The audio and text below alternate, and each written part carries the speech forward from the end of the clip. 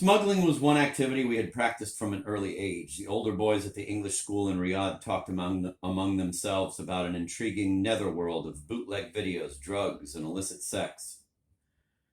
Later, when we returned to England after our mother's death, I realized that these small conspiracies had kept the British expats together and given them their sense of community. Without the liaisons and contraband runs, our mother would have lost her slipping hold on the world long before the tragic afternoon when she climbed to the roof of the British Institute and made her brief flight to the only safety she could find. At last, the traffic had begun to move, lurching forward in a noisy rush. But the mud-stained van in front of me was still detained by the Guardia Civil. A soldier opened the rear doors and hunted through cardboard cartons filled with plastic dolls. His heavy hands fumbled among the pinkly naked bodies, watched by hundreds of rocking blue eyes. Irritated by the delay, I was tempted to drive around the van. Behind me, a handsome Spanish woman sat at the wheel of an open-topped Mercedes, remaking her lipstick over a strong mouth designed for any activity other than eating. Intrigued by her lazy sexual confidence, I smiled as she fingered her mascara and lightly brushed the undersides of her eyelashes like an indolent lover. Who was she? A nightclub cashier, a property tycoon's mistress, or a local prostitute returning to La Linea with a fresh stock of condoms and sex aids? She noticed me watching her in my rearview mirror and snapped down her sun visor, waking both of us from this dream of herself. She swung the steering wheel and pulled out to pass me, baring her strong teeth as she slipped below a no-entry sign. I started my engine and was about to follow her, but the soldier fumbling among the plastic dolls turned to bellow at me. Acceso prohibido! He leaned against my windshield, a greasy hand smearing the glass, and saluted the young woman, who was turning into the police car parked beside the checkpoint. He glared down at me, nodding to himself and clearly convinced that he had caught a lecherous tourist in the act of visually molesting the wife of his commanding officer. He moodily flicked through the pages of my passport, unimpressed by the gallery of customs stamps and visas from the remotest corners of the globe. Each frontier crossing was a unique transaction that diffused the magic of any other. I waited for him to order me from the car and carry out an aggressive body search before settling down to dismantle the entire Renault until it lay beside the road like a manufacturer's display kit.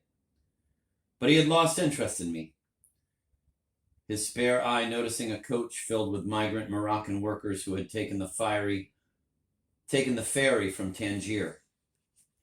Abandoning his search of the van and its cargo of dolls, he advanced upon the stoical Arabs with all the menace and dignity of Rodrigo Diaz outstaring the Moors at the Battle of Valencia. I followed the van as it sped towards La Linea, rear doors swinging and the dolls dancing together with their feet in the air. Even the briefest confrontation with police at a border crossing had the same disorienting effect on me.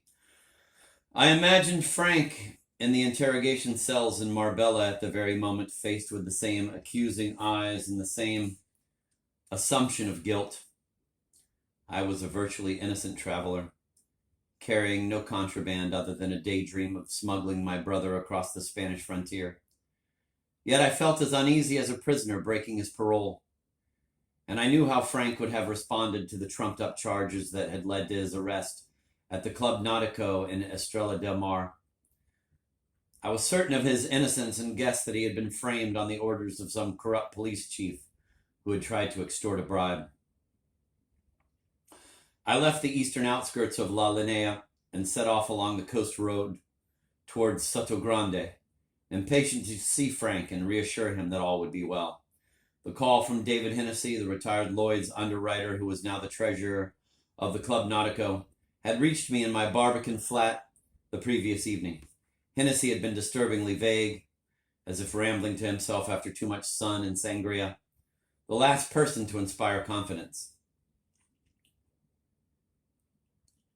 It does look rather bad. Frank told me not to worry you, but I felt I had to call. Thank God you did. Is he actually under arrest? Have you told the British consul in Marbella? Malaga, yes, the council's closely involved. It's an important case. I'm surprised you didn't read about it. I've been abroad. I haven't seen an English paper for weeks. In Lhasa, there's not much demand for news about the Costa del Sol. I dare say the Fleet Street reporters were all over the club. We had to close the bar, you know. Never mind the bar. I tried to get a grip on the conversation. Is Frank all right? Where are they holding him? He's fine.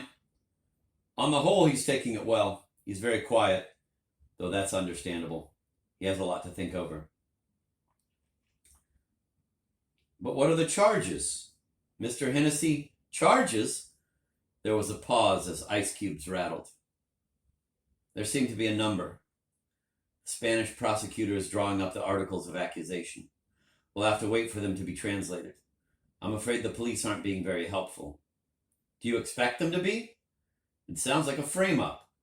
It's not as simple as that. One has to see it in context. I think you should come down here as soon as you can.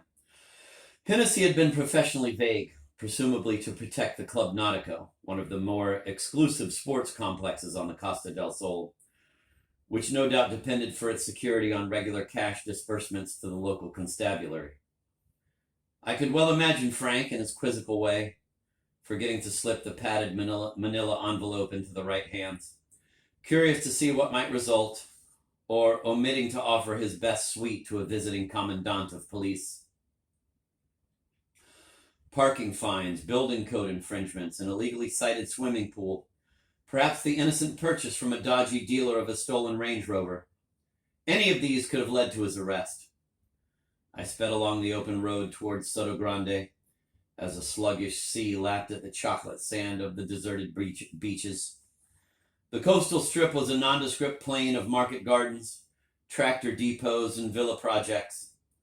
I passed a half-completed aqua park, its excavated lakes like lunar craters, and a disused nightclub on an artificial hill, the domed roof resembling a small observatory. The mountains had withdrawn from the sea, keeping their distance a mile inland. Near Soto Grande, the golf courses began to multiply like the symptoms of a hypertrophied grassland cancer. White-walled Andalusian pueblos presided over the greens and fairways, fortified villages guarding their pastures. But in fact, these miniature townships were purpose-built villa complexes, financed by Swiss and German property speculators. The winter homes not of local shepherds, but of Dusseldorf admin and Zurich television executives.